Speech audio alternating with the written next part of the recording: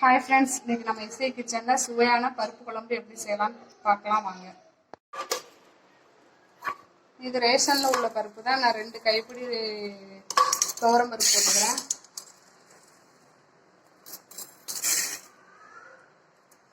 ரெண்டு கைப்பிடி போட்டாச்சு.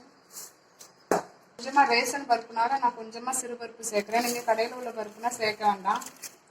கொஞ்சமாக ஒரு 1/2 கைப்பிடி சிறு பருப்பு. இதை நல்லா இப்போ கழுவி எடுத்துகிட்டு வந்துடுறேன். இப்போ பருப்பு நல்லா கழுவிட்டு பருப்பு முங்குற அளவுக்கு நான் தண்ணி ஊற்றிருக்கிறேன். இப்போ வந்து இதுக்கு வந்து இந்த குழம்புக்கு வந்து நம்ம காரம் வந்து வெறும் பச்சை மிளகாய் மட்டும்தான். அதனால் நான் 4 பச்சை மிளகாய் சேர்த்துருக்கேன். உங்கள் காரத்துக்கு ஏற்ப நீங்கள் பச்சை மிளகாய் சேர்த்துக்கோங்க. 2 உடச்சி சேர்த்துக்கிறேன். சின்ன வெங்காயம் இருந்தால் போட்டுக்கோங்க. நான் 2 மீடியம் சைஸ் பெரிய வெங்காயம் கட் பண்ணி வச்சுருக்கிறேன், அதையும் போட்டுக்கிறேன். ஒரு 10 பல் பூண்டு, அதையும் போட்டுக்கிறேன். நல்ல பழுத்த தக்காளியை ஒரு பெரிய தக்காளி கட் பண்ணி வச்சிருக்கேன், அதையும் போட்டுக்கிறேன். ஒரு 5-6 கத்திரிக்காய் கட் பண்ணி வச்சிருக்கேன், அதையும் போட்டுக்கிறேன். இது வெறும் பருப்பு குழம்பு மட்டும் பண்ணிக்கலாம். கத்திரிக்காய் போட்டால் கொஞ்சம் நல்லா இருக்கும், அதனால நான் கத்திரிக்காய் போட்டிருக்கேன். காய்கறி இல்லாதப்போ அந்த பருப்பு மட்டும் நம்ம பண்ணிக்கலாம். தக்காளி வெங்காயம் இருந்தால் போதும். இதுக்கு தேவையான அளவு மஞ்சத்தூள், உப்பு எல்லாம் போட்டுக்கலாம். ஒரு 1/4 டீஸ்பூன் மஞ்சத்தூள் போட்டுக்கிறேன். கொஞ்சமாக ஒரு 10 வெந்தயம் போட்டுக்கிறேன். ஒரு டீஸ்பூன் அளவு பெருங்காய பொடி போட்டுக்கிறேன். இது கொஞ்சம் நிறையவே பெருங்காய பொடி போட்டுக்கோங்க. இப்போ நல்லா கிண்டி விட்டுட்டு நல்லா கூட கொஞ்சம் தண்ணி வச்சு குக்கர் அடுப்பில் வச்சுக்கலாம். நல்லா நான் முங்குற அளவுக்கு தண்ணி ஊற்றிக்கிறேன்.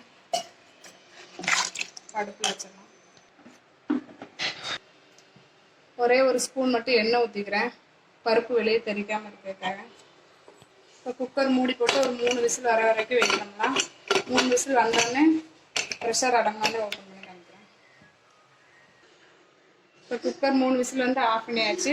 இப்போ இதுக்கு தேவையான மசாலா அரைச்சிக்கலாம். இது வந்து ஒரு சில் தேங்காய் போட்டிருக்கேன். ஒரு 1/2 ஸ்பூன் ஜீரகம் போட்டுக்கலாம். ஒரு 1/2 ஸ்பூன் ஜீரகம் போட்டுக்கலாம். இந்த குழம்புக்கு வேறு எந்த மசாலாவும் தேவையில்லை. இந்த 2 பொருளுமே போதும். 1 2 அரைக்கணும். அரைச்சிட்டு வந்துடுறேன். இப்படி அரைச்சா போதும். இப்போ வந்து இது நம்ம குக்கர் விசில் போயிடுச்சு. எடுத்துட்டு இப்போ பருப்பை கடைஞ்சிக்கலாம்.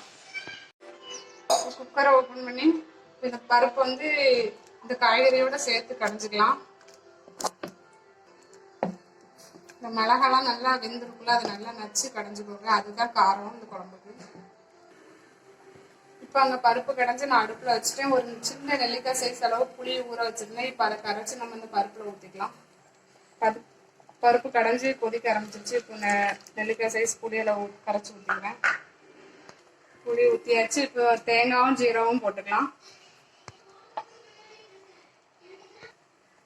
தேங்காய் போட்டாச்சு, நல்லா கிண்டி விட்டுக்கலாம். இப்போ தேவையான அளவு தண்ணி ஊற்றிக்கோங்க. தண்ணியாக இருந்தால் தான் நல்லாயிருக்கும். அதனால நான் மிக்ஸி ஜார் கழுவி தண்ணி ஊற்றிக்கிறேன்.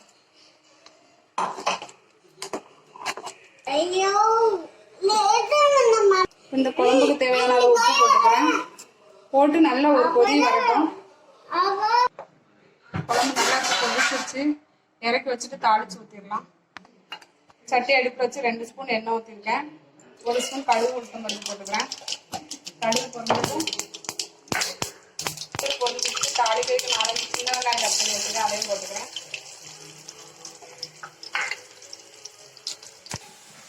வெங்காயம் நல்லா வதங்கிருச்சு. ஒரு கொத்து கருவேப்பிலை போட்டு கிண்டி விட்டு